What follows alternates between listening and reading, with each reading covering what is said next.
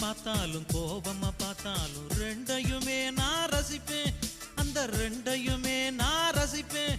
உன்னை காலையில் பார்த்தாலும் மாலையில் பார்த்தாலும் முத்தம் கொடுக்கத்தான் நினைப்பேன், ஒரு முத்தம் கொடுக்கத்தான் நினைப்பேன். உன் கொலுசு இசைய திருடி ஒரு சிம்போனி பண்ண போறேன், உன் உருவ படத்தை வரைஞ்சி அதை கிண்ண சாக்க போறேன். உன் கொலுசு